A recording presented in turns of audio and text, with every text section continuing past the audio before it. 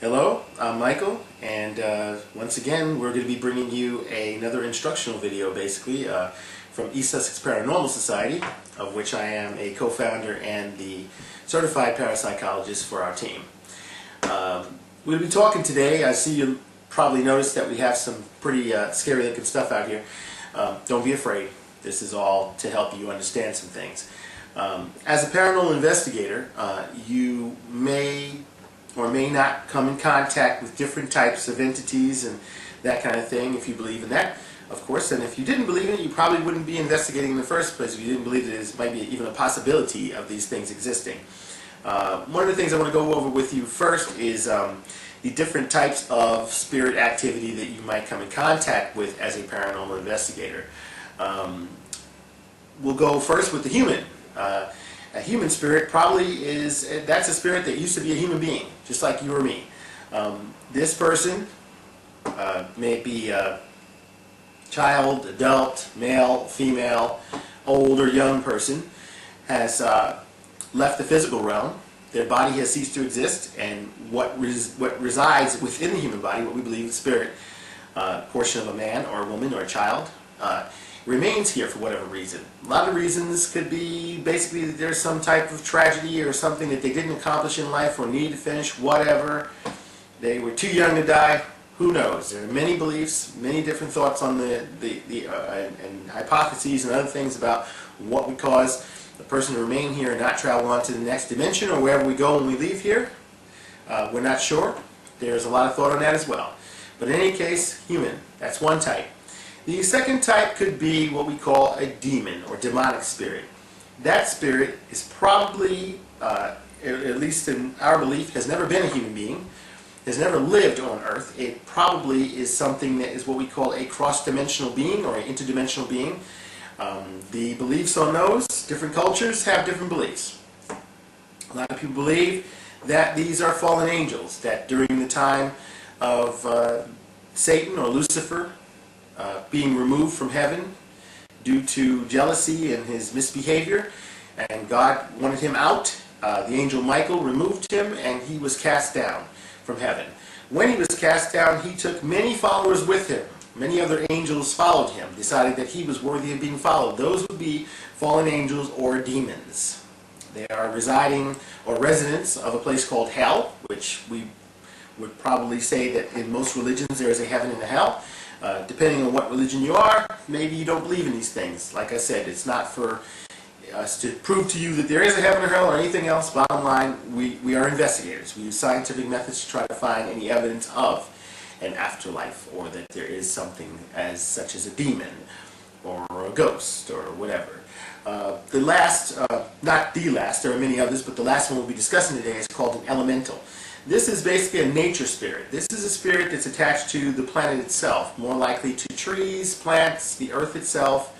Whether there are spirits associated in different religious beliefs that go way, way back to the beginnings of man and his quest for an understanding of why we exist, who we are, and why the sun was in the sky during the day and why the moon came up at night. And of course, there was a god for the sun and a goddess for the moon, or a goddess for the sun. It was many different religions had many different beliefs, but elementals are those creatures or spirits that exist with nature.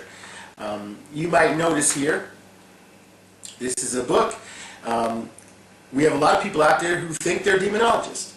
I'm not going to sit here and tell someone that they're not one, but I can say that there are many, many, many very skilled, very qualified people out there who have had years and years of study, research, and experience with what we call malevolent spirits and or demons. And those people, after years and years of study and doing what they do in the field, they are probably qualified to call themselves demonologists. I am a person who's collected occult books, rare occult books and various other occult things over the years, and studied and researched for a long time. And I can honestly say that if you are not a person who has spent many, many years in study and in research, or have been an apprentice to someone who has many, many years, it's probably not a good idea to think that you're a demonologist and go running out there and decide you're going to confront demons. When we do investigations, a lot of times we don't know what we're dealing with at first. We may go into a situation thinking it's a human spirit or it's a nature spirit or whatever, Once you get in further into detail, you find out that there is something very nasty, a malevolent, very evil spirit, what we might call a demon, involved. And as a paranormal investigator and a parapsychologist, I would say that when you take your team into a house or a situation or a place of business and you find that it's something really wicked, really nasty, you have to make a decision as to whether you're qualified to deal with that particular entity or not. And if you feel that you're not, or you're not well versed in demonology and the aspects of exorcism and other things, it would be better for you to contact someone who has the skills. Now, there are usually a local minister, there are priests, of course in the Catholic Church there are priests. Even today, I believe, it could be kind of rare, but there probably are people who are still very well versed in what we call the Roman ritual, which is the ritual of exorcism in the Catholic Church. And you may be able to get some help there. There are lots of ministers out there who might be able to help you. The idea is something like this. This is the sigil of Baphomet. This is the seal of the Church of Satan. There are a lot of stories about what this seal means, but I see a lot of kids say they're demonologists or they're exorcists and they'll have this tattooed on their back, their entire back, or on their chest or somewhere in their body. Basically, this is it's a symbol of the devil. It's a symbol of Satan. There are a lot of names for this. The black goat, devil's goat, goat of 1,000 young.